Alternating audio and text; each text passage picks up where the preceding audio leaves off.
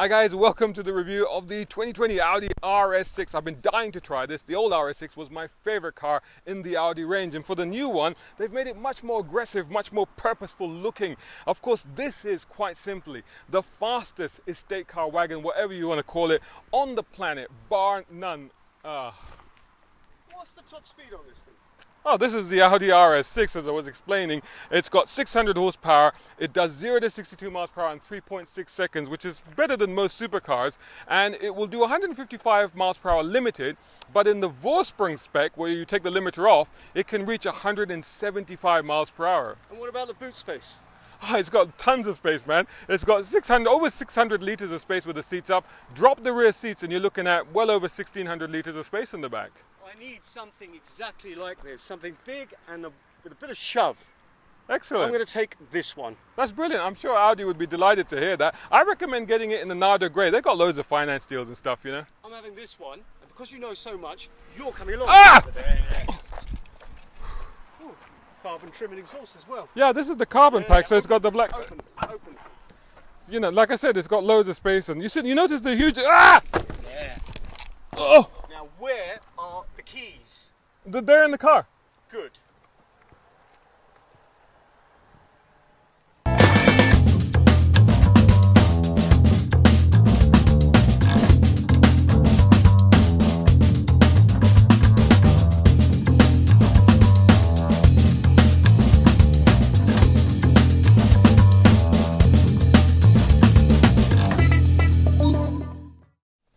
Actually, I lied to him. I've got the keys here, and I'm just going to lock the key. So, there you go. He can't get in now. But I can maneuver from there into here, and I can sit here. Oh, look at this. Wow. Look. Hello there. He really wanted the car, didn't he? Oh, this is pretty comfortable back here. I'm 6'2" with long legs, but I've got good room here. I mean, I don't even need these scoops out. Be with you in a minute. I don't even need these scoops. I mean, I've got plenty of room back here. I've got individual AC controls and a power supply. I'm really comfortable back here. And of course, we've got two roofs. We've got panoramic roofs, so here and there. So now, I'll tell you what, let's get into the front. Well, let's find out. I'm going to have to go from, obviously, inside the car. Now, the good thing is that I can do that because the quality of this car is fantastic. Not only is the quality, not only the quality, but the security. He's never getting in here. But look at that. That's absolutely solid. And you know, in here we've got the new Audi layout. So we've got the two screens. We've got the main screen for the infotainment, and we've got the HVAC screen for the climate control. Over here, of course, the typical configurable Audi dashboard with the Audi view and all that sort of stuff. Automatic gearbox, 8-speed Tiptronic in this car, and oh my goodness, this guy, he's just not going to give up, is he? You know what? I think we need to get out of here and do the rest of the review on the go. Let's do that. Right then. I'm going to get you.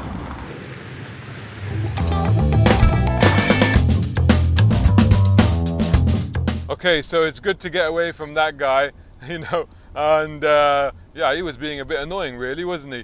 Anyway, we're now on the move in the Audi RS6, you know, and I've got this incredible car in front of me. You know, I've been really looking forward to driving this car because, you know, the old RS6 was definitely one of my favorites. In fact, probably the favorite Audi in the entire range, the RS6, RS7 call it. But something crazy about having an estate version, isn't there? And, oh, blimey. Oh, hang on a minute. Oh, my goodness, he's giving me chase. Okay, well, you know what? I'm going to go into RS mode. RS1, now actually, I have to go into RS2 because the RS mode is configurable. So with the Audi Drive Select system, you can go through and you can select all the various settings for the engine, transmission, etc. In setting 1, what I had done is I turned the steering up to heavy because I like dynamic, I like a bit of weight on it, and I had turned the acoustics, i.e. the sports exhaust up. But the performance, I had left it in automatic. But go into RS and I've turned everything up to 10, or full rather, except for the traction because we are on public roads. Oh my God, oh my Lord. And we're on a small road, this is a big car, and oh my, if you put your foot down, oh my goodness, does this thing rock it, and it's gripping. Oh, it's gripping, it's holding on this incredibly bumpy little tiny twisty road, and no problem at all. Absolutely faithful in steering responses. No steering feel as such, let's be honest, but it doesn't really matter because it is so faithful and so true to what it's doing. It dispatches corners and distances so quickly. That grunt, that power is just as intoxicating as I remember it to be. And there's just, that's, oh my God. And you have the new graphics have come up. I'll try and put a display, show you a little inset to the instrument display here. But of course you get the Audi view thing and everything, but you also changes for the RS modes where you get rev counter, which is just a line, and you get 2 little meters as well, which show you the power and the torque. And it's just absolutely a great display to give you an idea of what the car is doing performance-wise. Just in terms of the handling of the car, it's absolutely planted. You're never going to get anywhere the limits of this car to really have to worry about what it's going to be like. Let's just say it's going to be absolutely solid. There may be a mild hint of understeers, typical with all-wheel drive systems, but really it won't be anything for you to worry about, that's for sure. On public roads, you'll never get near there. And are you going to take this on a track? Unlikely. Let's be honest, this is not a track car. This is a family car, and I have had the family in here and I've not had any complaints from any of them. I took my son up to university. I packed all of his stuff in the back, no problem, everything fitted, and we cruised up there on the motorway, no problem at all. Talking of motorway, when I did that, I got about 29 miles per gallon, so that was about the best that I achieved, and that was really kind of eking it out a little bit. But around town now, it's back to, 20, if I change it back onto the onboard, 21.5 it's showing at the moment. I suspect if you're driving it normally around town, as you kind of probably should be, with a little bit of enthusiasm, then you won't see much above 20 miles per gallon, that's for sure, on this car. It is a thirsty beast. But it is a heck of a beast, and it is a showstopper. And I think that one of the things about the old RS6, RS7 was that as much as I adored them and absolutely loved the cars, the thing about them I always thought was that they didn't quite stand out enough. They weren't quite aggressive enough to really depict what they're about, which to a lot of people appeals because they like the whole Q car discreet aspect of that. But personally, I want the car to make a statement. I want it to be proud of its performance, I think they've addressed that with this one. And you know how I know that? The fact that this really stands out, that the front is really aggressive, that it immediately has a menace and a look about it that people kind of are drawn to. You know how I know that? Because as you can imagine, I park a lot of cars at my place at home, and the neighbors sometimes show a little bit of interest. This car has had phenomenal interest. People have been taking pictures with it, they've been looking at it, they've been gasping, their jaws have dropped, they've gone, whoa, what is this, people have been speaking to me about it. There's one neighbor, I've known him for ages, and I'm now on the bumpiest road I know. I often bring cars here, and as you can see, I'm moving up and down a little bit, but absolutely planted. Again, not jarring or anything, just aware of the fact that, it's a typical Audi thing, isn't it? You're aware of the road, but it's not proving to be a problem. Anyway, that guy, he's never asked me before, and he suddenly said, can we go for a ride? And I was like, yeah, sure, let's. I took him for a little ride, and he was the whole time, he was like, oh, wow, what a beast, He was absolutely taken with the car. So it's got a real presence, a real attraction, a real street cred about it. So that much is definitely true of this car. So the ride, as you can see, is not too bad at all, but even on this really bumpy road, and this is a big car, so driving it around town, you've got to be aware of the fact that it's quite long, although from behind the wheel it doesn't prove to be too much of a problem. Just with parking it becomes an issue, but then it does have a 360-degree camera, as well as reversing cameras and sensors and all the rest of it, as well as auto braking. So it has that kind of thing where if it detects something, it will brake. So for example, reversing into my normal spot, there's just a branch just overhanging, and it detected that, and it just suddenly hit the brakes, which was kind of alarming. And ultimately I had to basically remove that branch altogether because it was just getting annoying. But oh my lord, the performance on this thing, even on this incredibly bumpy tight road. And this is the thing, it's absolutely planted, it's absolutely reassured.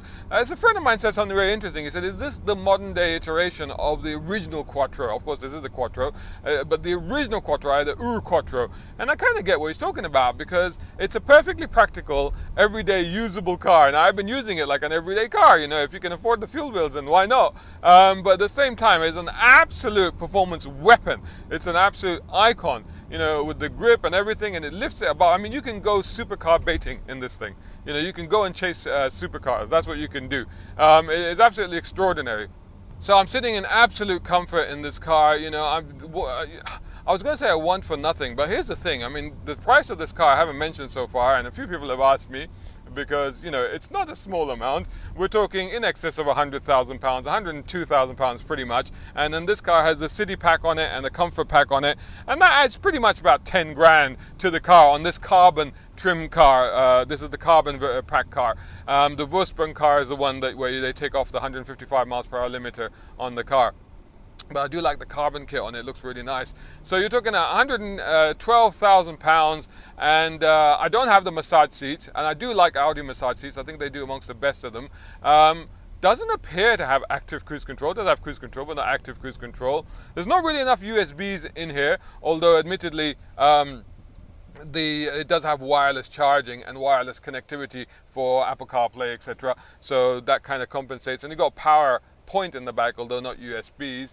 And you know, and not soft closing doors as well. That's the other thing I was a bit surprised about. I was expecting to see soft closing doors in this thing, but it doesn't have those. So, you know, those are the sort of things where it's a little bit of a surprise. But I tell you what it does have that quite interesting engine note, which I do like, and that's why that's why I normally have the RS mode kept, where they've turned the acoustics on fully, and it does have a presence. It does grab people's attention.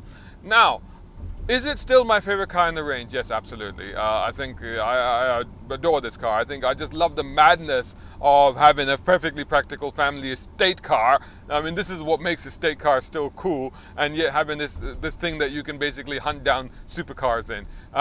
Can I justify it?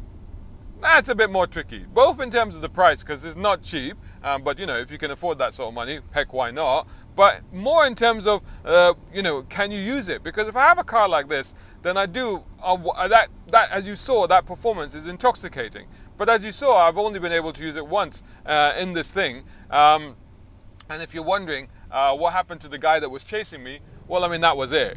You know, once I deployed the RS2 mode, that was it. He disappeared. A small dot in the rearview mirror disappeared. No chance. He had no chance keeping up with this thing. And most cars won't be able to keep up with this thing. That's if you're able to use that performance. And that's the problem. Most of the time you won't, especially if you're living in London. It feels like you're driving this car on a leash the whole time. In fact, I'm going to go back into normal mode again. I'll put it into RS1 mode, because it's just too much performance. And the moment you use it, or the moment you press on the accelerator, then you know you're already going too fast. You're already hitting license losing speeds, and that's a dilemma with this car. It's like, incredible as it is, a lot of what it can give you, a lot of the thrills that it provides, a lot of the pleasures that it gives you are absolutely redundant, because you can't really enjoy them, you can't really use them. So that's the problem with this car. So maybe this market is not right for it, or maybe you need to be living in way up somewhere in Scotland, or somewhere in Wales, something like that, where you know where you can actually exploit the performance.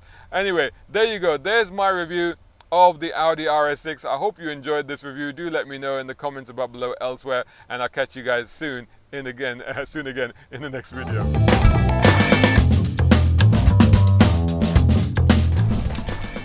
Right.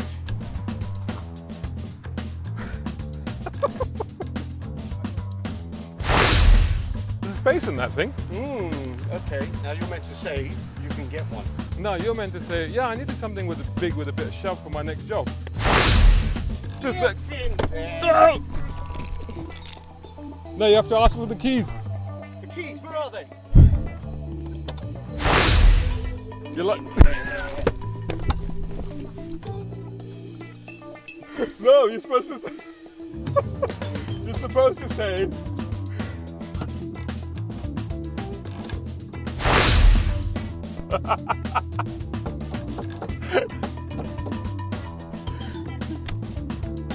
I can't get out!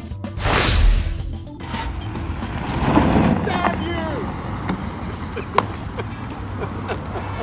A big thank you to my top tier patron and sponsor Jay Williams over Air Technic. Check out their shop for brakes, exhaust, body kits, and of course suspension. Plus, thanks to Muhammad Ali Ahmed and Tom Conway Gordon, who are both tier 4 patrons, and of course all of these guys for also subscribing to my Patreon account and contributing so much towards helping me to continue creating this content. Join them over at patreon.com/browncarguy, and of course make sure that you are subscribing, liking and sharing this channel. Hit that bell notification icon so you don't miss any of my videos, and also check out browncarguy.com and follow me on all social media channels. Just search for my hashtag, which of course is #browncarguy.